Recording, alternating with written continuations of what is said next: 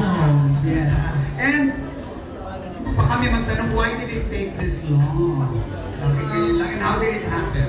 No, I feel like after season 1, we've taken different paths to greatness individually. Kaya I feel like sobrang natagalan yung pagsasama-sama namin. But then the stars, all stars aligned this year. So, And you could tell they were probably look for more of this.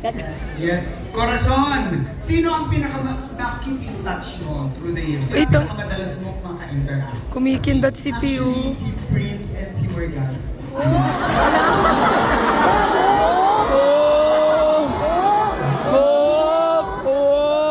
Hello? Hello, hello. Tinanong lang naman ako kung sino eh. So, I had to tell the truth. Yes.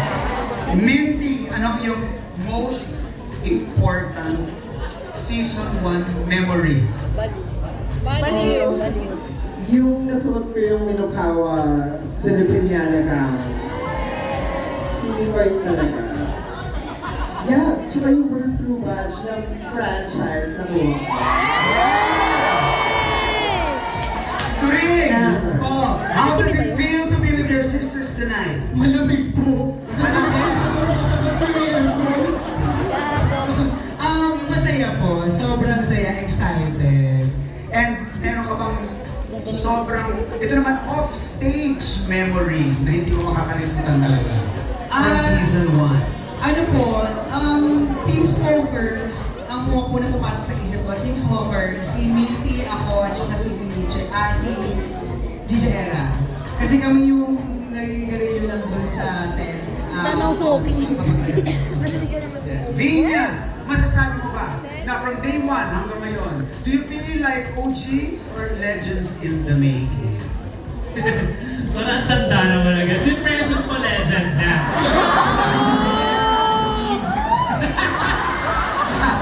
Hindi na mo ha? Pero ako yung in the making. Kami nila Marina.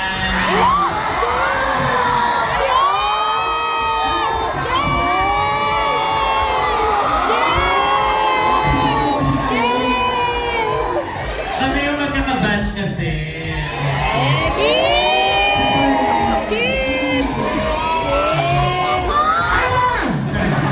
Sorry, Eva. Sorry, hindi ko maiwasan kundi sa iyo ipatanong. Yung sinasabi nilang totoo kasi parang sa napakaikling panahon, biglang na-elevate into the conversation, into the national conversation, ang cultural representation, hindi lamang sa LGBTQIA+ community, drag as rooted in social realities and drag as political statement. Ano masasabi mo niyan? Ba't ganun yung tanong sa Diba sabi ko? Kasi,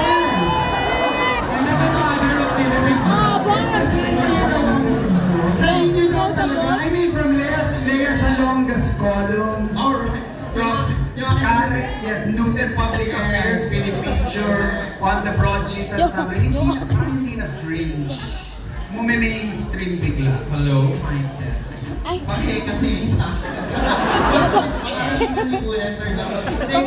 It's because drag kasi, ano siya eh, dati we all thought it's just queer culture. Na-realize natin na ang ability ng drag to give happiness to people, kahit from all walks of life, matanda, bata, straight, lalaki, babae, lahat tayo gustong ma-entertain, lahat tayo gustong maging masaya. And that's what drag brings into the table.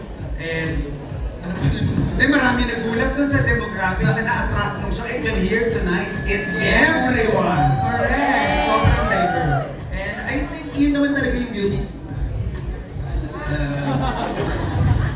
Yes. I mean, tsaka, iba po kasi yung humor ng Pilipino. Tapos, sinamahan mo ng gantong ganda.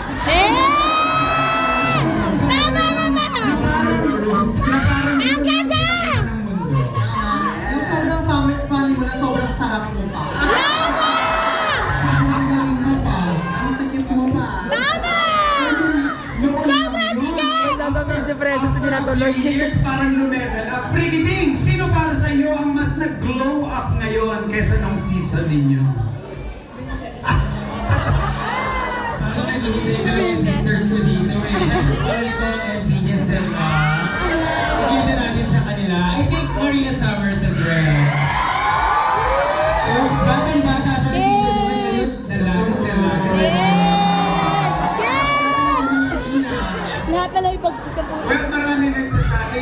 naging season ka, hindi lamang dahil sa summers of your life, kundi pati mga storms. Ano yung malaking challenge na present ng tagumpay?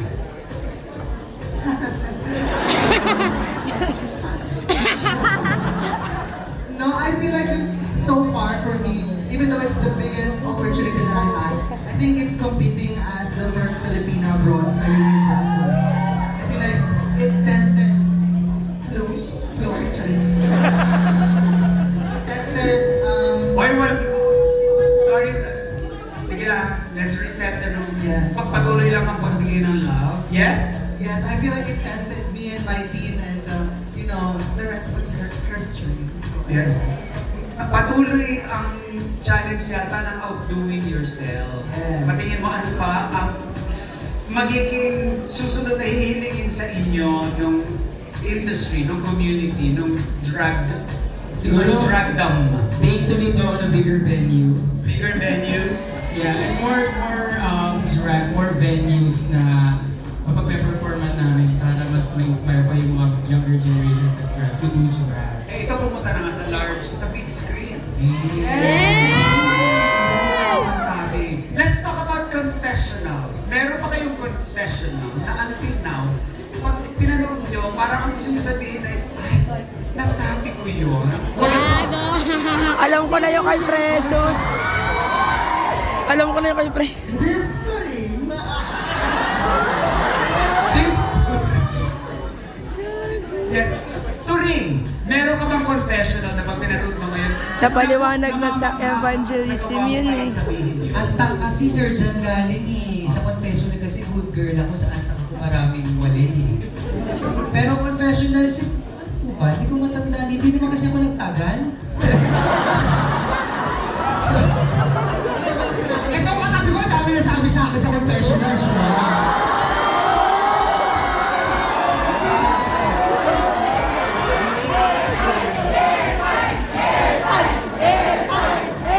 Genius, please react. Your reaction. I don't know that person anymore. Pero, can I just say, ever since season 1 na ginamit yung airtime, aminin nyo, maririnig ka na sa lahat. Hindi lang sa Drag Race, ginagamit na rin sa TV, tama, mali. At saka hindi lang yung airtime, ginagamit talaga kahit saan na yun ng mga shows. Sa Sasha Tour na yung Boom to Ring. Alam mo sa Sasha Tour na play? Yung Kimberly na pinapakita yung mga names natin. Oo, in fairness po sa mga movies, Oo, sa mga ano yung shows. sinabi ng ChatGPT, pag nilagay mo Turing, Opo. kinoconnect ka nila sa isang iconic Alan Turing. member si Alan Turing Yes, na po. naging napakahalaga sa pagsugpo ng isang digmaan. Yes, po. Breaking Ball. Akala nila doon galing yung pangalan ko. Yun ang sabi ng AI. Tunay ko talaga pangalan yung Turing, wow. Ang bongga kasi pag sinerge mo din yung Philippines, pwede ka mag-travel and touring.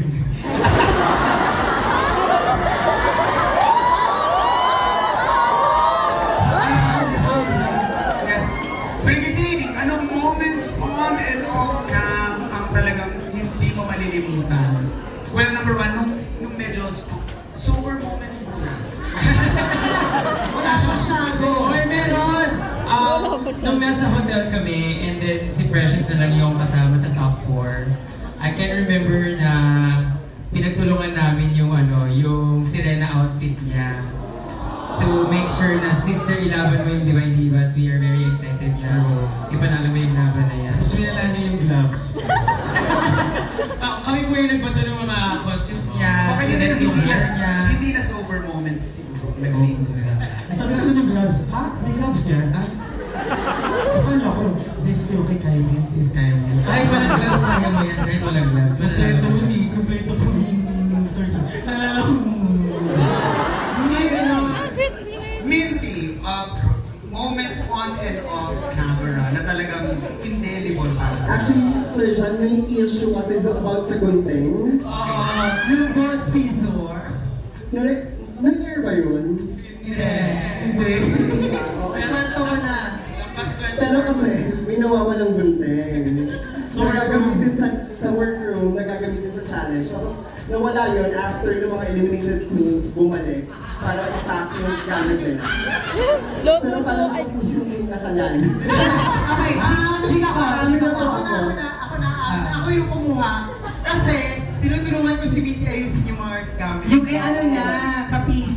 stress. Tapos kumatok si Corazon sa hotel room ko. Sabi niya, Shea, may gunting ka ba dyan? Sabi ko, wala, pero nail cutter. Nail cutter yung binigay ko sa kanya. So, kumuha siya sa workroom ng gunting. Tapos nilagay niya sa bag ko. Tapos nilagay ko sa mga gamit ni Morgana.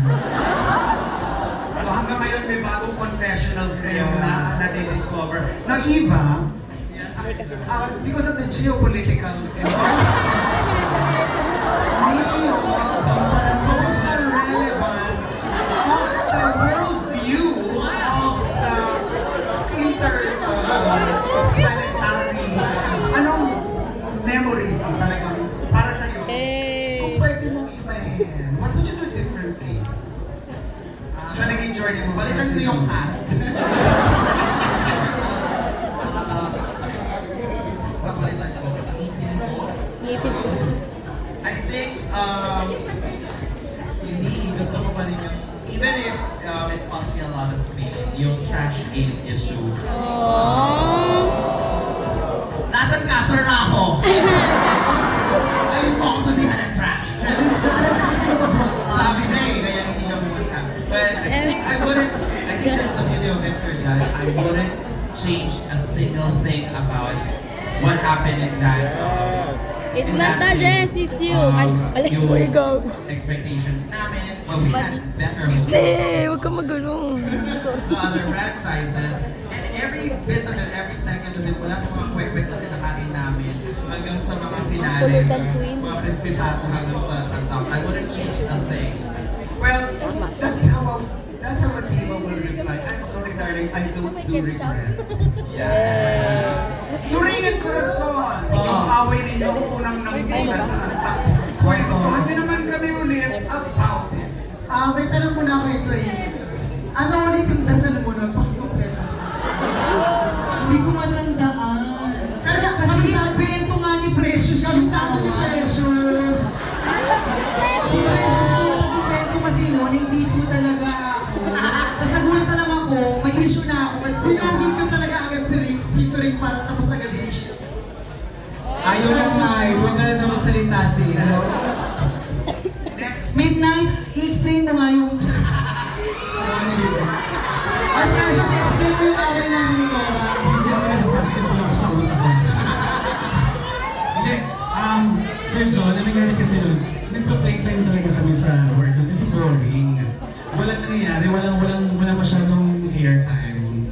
So parang, hindi ko alam kung may sumayo sa akin na writer. Ano? Na parang pikunin ko ata si Corazon. Na parang, Si Direk Ay. Sinulsulan ka. basta may Ako nagsusunod sa kanya. Same kasi kami nung first episode. So ang tagal namin naghihintayan si Precious nakagawa ng para pag-tripan na. Ay, yung may sumisay niya sa kanya sa akin, sabi niya, sige pa, pikunin mo pa si Corazon. Sabi ko, ha? Si Corazon, pikunin mo. Sabi ko, Corazon, sabi daw ni Doris, gusto niya ka naman agad, si pageant queen ka daw. Kasi wala may ibang naisip. Nag-work naman. You're welcome. Meron namang question for Minty and Brigidine. Ano ang masasabi ninyo na hanggang ngayon iconic pa rin ang inyong away? Thank you, number 1 tayo sa Miss Mojo. Hindi pa rin nabibihit. Tayo pa rin yung number 1. In fairness na napapanood ko or dumadaan yun sa feed ko, natatawa pa rin ako sa sarili ko. At dahil doon, ang dami ko talagang natutunan. Good for you. Thank you, Minty Fresh. Tsaka, ang hindi ko nakakita ng siya yung camera nasa harap. Eh, nasabi ko naman yung bregiling sabi sa akin, pagkawain mo kami ni Minty, pagkawain mo kami ni Minty. Kaya, Oo, tama. napapagod ko sa naman ako. Sabi ni Brigitte, sabi, uy, airtime tayo mamaya. Okay, yung pinagkaisahan namin siya. Tapos lumapit din sa akin si Minty. Miss Eva, parang hindi naman tama yun. Alam mo, Sabi ko, Sir Iva. Sir Eva. Hindi ba? Alam mo, mali talaga siya dun, sis. Ilaban mo yan.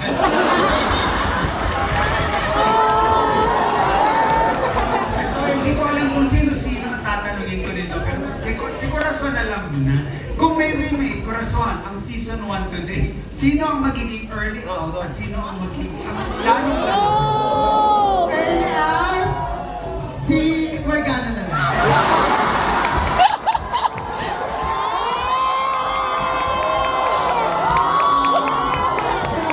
Instant geniality si Inti talaga. Nalakas. Di ako sure kayo rin eh, pero... Hindi, si Ate Tours, like, mas nakilala niya yung sarili niya after... Kasi syempre, di ba, during our season, si Turing isa sa pinakamalakas na performer. Hindi na So, magaling malakas. Oo. Uy, mahirap kami nun lahat. Hindi ko tatanggol yun. Pero ngayon tingnan niyo, siya lang yung gumagawa ng mga damit niya ngayon. Okay, fabulous. Now, let's play a little game of who's most likely. May mga microphone na ba lang? Yes. Kasi sumagot ang may isasagot. Okay? We will make this fair. We will make sure everybody's fair. 20 minutes na ako dito, Pero, te. because your opinions all count. Let's play a game of who's most Download likely. ko sa YT Bibigay para yung question, mag-take. sabay-sabay kayong magturo kung sino ang nag-fit sa question. Carrie? Let's start. Who's most likely to steal someone else's wig backstage and deny it? 1, 2, 3, go! Corazon! Wait! Maaga ako natanggal eh, so wala akong ganito. Most likely, Che! Ano lang yan?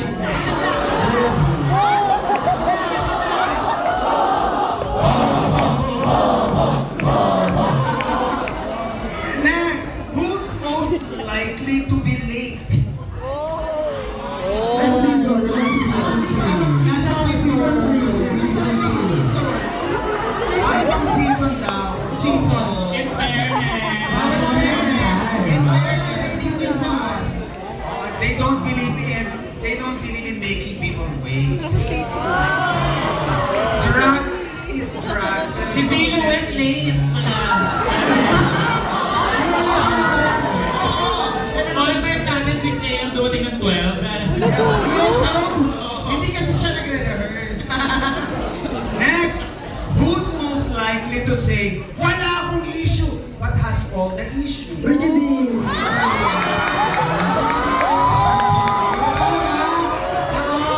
Sinasarili ko na lang kasi para wala nang awa. Inom ka kasi ng inom ng alak yun eh. Oh, tama na nga, di ba? Nagbago na nga, di ba? Hindi na uhaw na uhaw, te. Okay, and who's most likely to rewrite her confessional answers in her head every night? Binyas! Hindi, libra to eh. Unhinged to eh. Wala akong ballpen.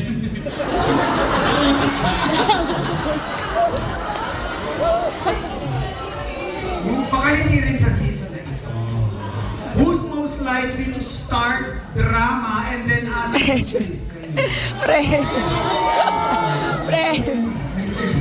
Bakit galit na galit ka, te? Nag-uusap lang naman tayo. Yan. Unanimous! Yes. Who's most likely to open Grindr agad pag may international meeting? Galit na galit. Galit na galit. Galit na galit. Best example niyan eh, Global All-Star. Ay, oh my God. Oo nga, pwede mo i-share? Pwede yan. Makabawi ka man lang sa kanila. So, when I started Global All-Stars, some of us have like, well, can we put the phones down? Kasi mamaya singilang ng phone. Pangulok. Alam ko! Parang gago! Jealousy! Jealousy!